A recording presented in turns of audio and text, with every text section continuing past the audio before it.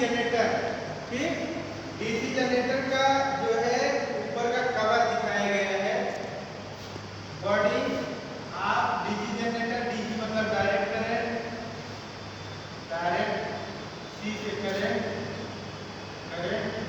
इसका sine wave होता है इस तरीके से, आपका ऊपर ही चलेगा एक ही वेव में, यानी पॉजिटिव में ही चलेगा, प्लस में ही रहेगा, निगेटिव में नहीं रहेगा, ठीक, इस तरीके से डीसी। और जनरेटर का मतलब होता है जो यांत्रिकी ऊर्जा को वो विद्युत ऊर्जा में बदलता है। यांत्रिकी ऊर्जा को जो विद्युत ऊर्जा में बदलता है उसको क्या बोलते हैं? जनरेटर या जनरेटर, ठीक।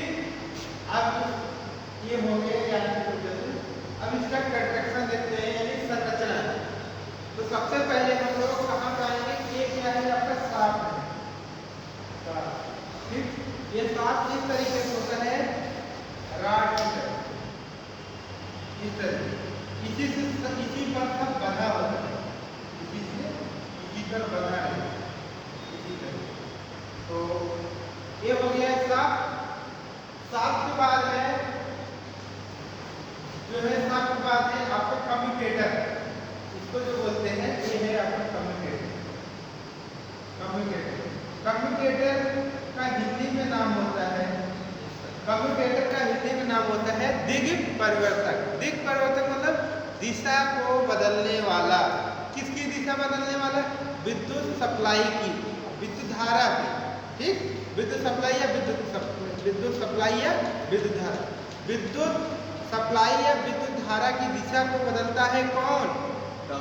कम्यूटेटर या दिग परिवर्तक। दिग परिवर्तक मतलब होता है दिशा को बदलने वाला।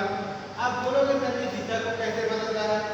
जनरेटर हमारा मान लो डीसी देता है, जनरेटर क्या करता है? डीसी करंट देता है, डीसी करंट देता है, फिर बीच में कम्यूटेटर लगा होता है, कम्यूटेटर लगा होता है।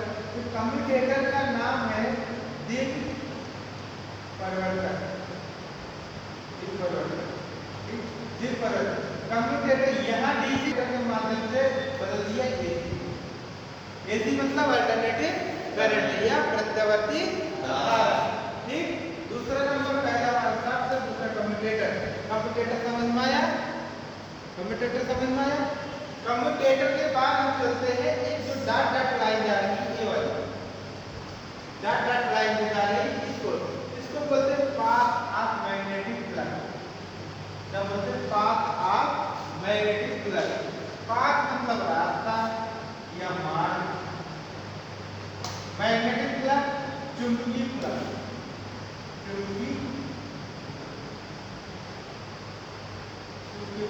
चुंबकीय फ्लक्स मतलब इमेजिनरी लाइन जो हमको दिखाई नहीं देता लेकिन एहसास करता है। जैसे दो चुंबक के टुकड़ा ले लो, एक दूसरे के पास लाओगे तो चिपकेगा, ठीक। और अगर सेम रहेगा और विपरीत में रहेगा, आकर्षण रहेगा तो चिपकेगा, प्रतिकर्षण रहेगा दूर भगेगा। तो वो जो पास में आता है लेकिन दिखता नहीं, लेकिन नजदीक आता चिपक जाता है, उसी बोलते हैं इमेजिनरी लाइन, ठीक। तो पाथ ऑफ मैग्नेटिक फ्लक्स हो गया है ये लाइन का। फिर उसके बाद हम लोग चलेंगे, ये जो आपका कटा हुआ ढांचा है इसको बोलते हैं आर्मेचर कोर। क्या बोलते हैं? Armature core. आर्मेचर के माध्यम से ही फ्लक्स कटता है, आर्मेचर के माध्यम से ही फ्लक्स कटता है। फिर ये हो गया कट। उसके बाद है आपका ये वाला जो बड़ा दिख रहा है, ये वाला, इसको बोलते हैं फील्ड कॉइल। क्या बोलते हैं? फील्ड कॉइल, ठीक। इसमें कॉइल लपेटी गई है, किस पर लपेटी गई है? पोल पर। पोल मतलब खंभा, ठीक।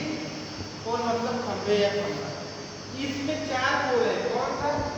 1 2 3 4, यानी इसमें डीसी जनरेटर में कितना पोल है? 4 पोल है। तो 4 पोल है, ठीक। पोल आपको कितना आ गए? 1 2 3 4। जो पोल है उस पे पीछे एक कट दिए गए हैं, यहाँ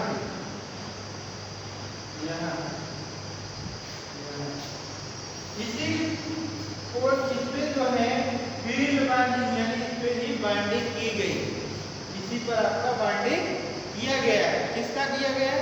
क्योंकि कॉपर का करते हैं। कॉपर में क्यों करते हैं? क्योंकि कॉपर की कंडक्टिविटी, चालकता बहुत स्मूथ होती है, उसमें रेजिस्टेंस का कोई प्रभाव ज़्यादा नहीं पड़ता है।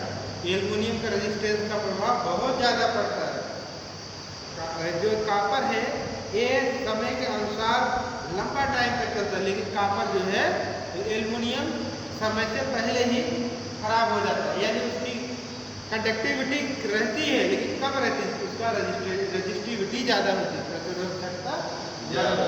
ठीक, तो आप इसको सामने से बोलते हैं पोल फेज। पोल फेज, इसके बीच में जहाँ कम्युनिकेटर और उसके बीच में क्या बना है? पांच आर्म मैग्नेटिक फ्लक्स, इसी के बीच में जनरेट होता है। ठीक, अब ये हो गया। और बॉडी ये है आपको जो स्टील का चादर से कवर करके उसको बॉडी, ये है आई बोल्ट। क्या है?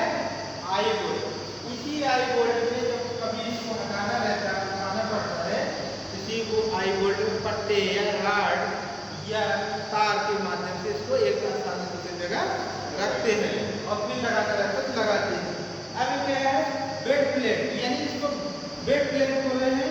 जैसे बेड प्लेट मतलब बेड अपना हम लोगों को बेड होता है रेस्ट करने के लिए ना, चले गए सो गए यार, आपको तकिए लगा के, ऐसे जनरेटर को भी बैठने के लिए कुछ जगह होना चाहिए ना, तो इसी को बोलते हैं बेड प्लेट।